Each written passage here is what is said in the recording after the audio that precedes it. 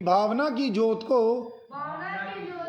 जलाकर देखिए, बोलती है मूर्ति बुलाकर देखिए। इन पंक्तियों में जो सच्चाई छुपी हुई है वह किसी कवि की कल्पना नहीं, वह तो भगवान श्री कृष्ण की एक ऐसी दीवानी महिला जो बचपन से वृंदावन धाम जाती थी।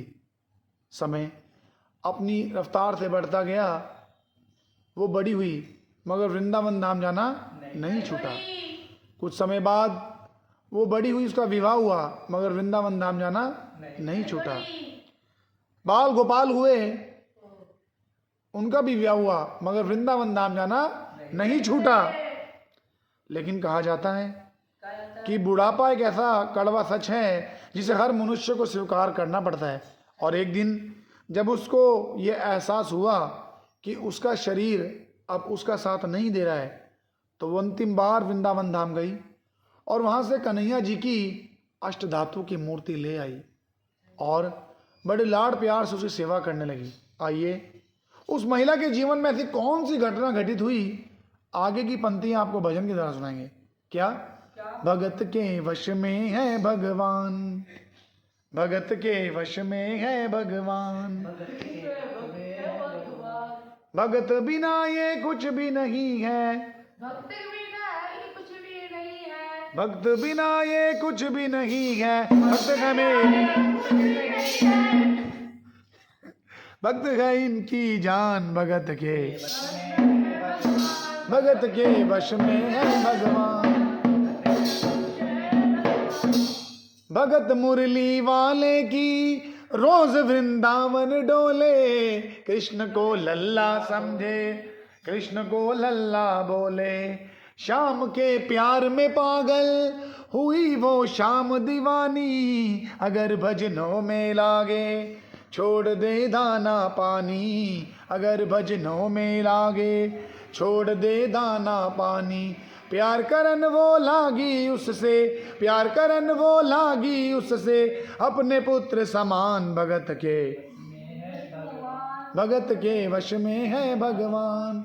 वो अपने कृष्ण लला को हमेशा सजा कर रखे, के लाड लड़ा कर रखे, गले से लगा कर रखे। वो दिन में भाग के देखे, रात में जाग के देखे, कभी अपने कमरे से शाम को झांक के देखे, कभी अपने कमरे से शाम को झांक के देखे। और कुछ समय बाद जब जन्माष्टमी का दिन आता है तो स्वास्थ्य ठीक न होने कारण खटिया पर लेटे लेटे उस महिला ने अपनी बहू को आवाज़ लगाई और उसे कहा कि बहू, आज जन्माष्टमी है, तुम लल्ला को स्नान तो करा दो, उसे सुंदर से वस्त्र पहनाकर पल्ले में बिठा दो। बहू जो किसी और काम में व्यस्त थी, उसने कहा, माँ मैं अभी कुछ और काम कर रही हूँ और जैसे ही मेरा काम हो जाता है मैं आपके लल्ला का काम कर दूंगी। यह सुनकर उस महिला ने अपनी बहू से कहा, क्या?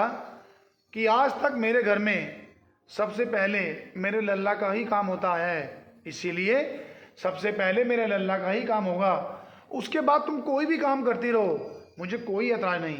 यह सुनकर उसकी बहू जो थी गुस्से में आकर और झुंझलाकर जैसे उसने कन्हैया की अष्टधातु की मूर्ति उठानी चाहिए तो मूर्ति उसके हाथ से गिर पड़ी और मूर्ति गिरते ही वो महिला बोली, क्या? वो लल्ला लल्ला पुकारे, हाय क्या जुल्म हुआ रे, बुढ़ापा बिगड़ गया जी, लाल मेरा कैसे गिरा रे। वो लल्ला लल्ला पुकारे, हाय क्या जुल्म हुआ रे, बुढ़ापा बिगड़ गया जी, लाल मेरा कैसे गिरा रे। और अपने पुत्र को बुलाकर उससे कहती है, क्या? जाओ डॉक्टर को बुलाओ, लाल का हाल दिखाओ, अगर इसको कुछ हो गया मुझे भी मार गिराओ। रोते रोते पागल हो गई, रोते रोते पागल हो गई, घर वाले परेशान, भगत के वश में है भगवान, भगत के वश में है भगवान। और चीख पुकार सुनकर मोहल्ले वाले सब इकट्ठा हो गए। सबने पूछा, क्या हुआ? इस पर उस महिला के पुत्र ने कहा, मेरी माँ पागल हो गई है, मेरी माँ पागल हो गई है, अरे अष्ट धातु की मूर्ति ज़मीन पर गिरी है और कहती है डॉक्टर को बुलाओ, इसका चेकअप कराओ।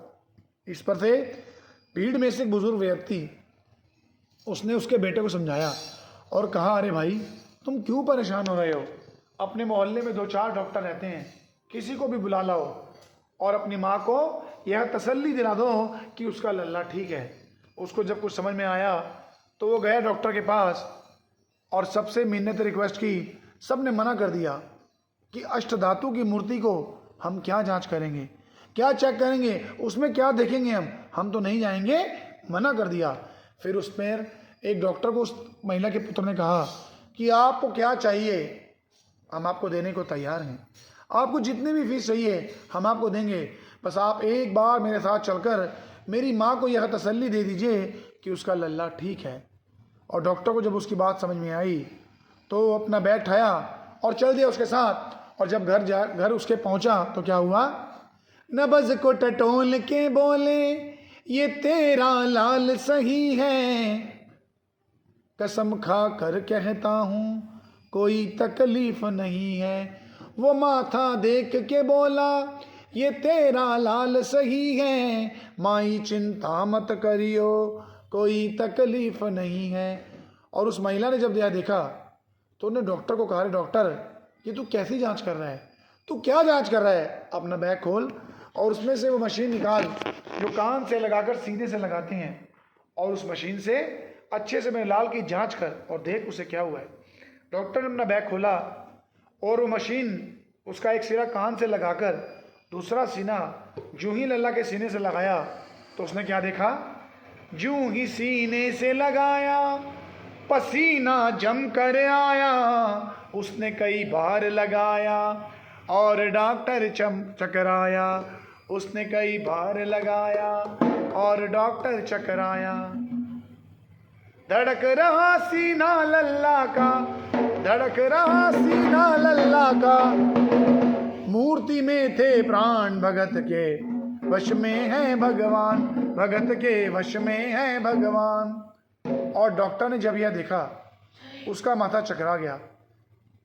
आज तक जो पढ़ाई करी थी साइंस की सब धरी की धर रह गई। अपना बैग वहाँ छोड़कर वो वहाँ से जाने लगा तो उस महिला ने उस डॉक्टर को आवाज़ लगाई, अरे डॉक्टर कहाँ जा रहे हो, अपना बैग तो लेते जाओ। और उस डॉक्टर ने उस महिला से क्या कहा, देख तेरे लाल की माया बड़ा घबरा रहा हूँ, जहाँ से तू लल्ला लाई वही मैं जा रहा हूँ।